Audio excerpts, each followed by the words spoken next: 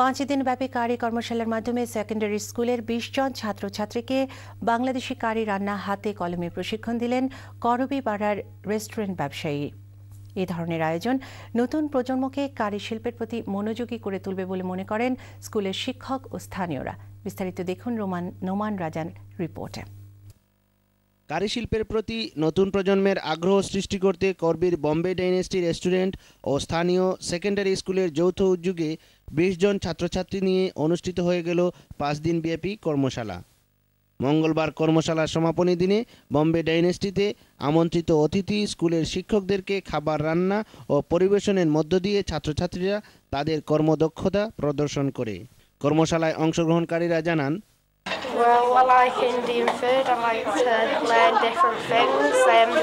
I've learned how to cook quite a few different curries, a vegetable one, a biryani. I like different things. I enjoy cooking.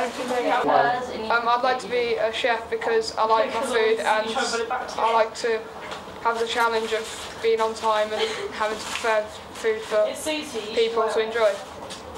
করবীপাড়া কাউন্সিলের mayor, council leader, lib dem leader, school ও কলেজের শিক্ষক সহ আমন্ত্রিত অতিথিরা এ ধরনের উদ্যোগ সম্পর্কে বলেন, Yeah, okay. Anything that encourages community engagement is a great idea, and particularly teaching young people life skills like cooking. I think it's a fantastic idea, and I thank Mohammed Rahman for doing it. It's a great idea. Bangladeshi কারি শিল্পকে আধুনিকায়নের মাধ্যমে নতুন প্রজন্মের কাছে জনপ্রিয় করে তুলতে হবে বলে মত প্রকাশ করেন কর্মশালার উদ্যোক্তা, করবীপাড়া কাউন্সিলের ডেপুটি মেয়র ও বম্বে ডাইনেস্টির স্বত্বাধিকারী কাউন্সিলর মুজিবুর রহমান।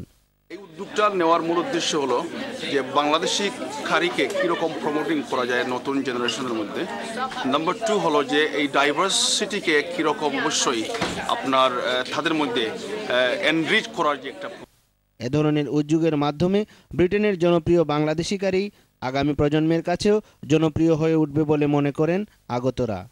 করবী থেকে নোমান রাজা, চ্যানেল এস নিউজ।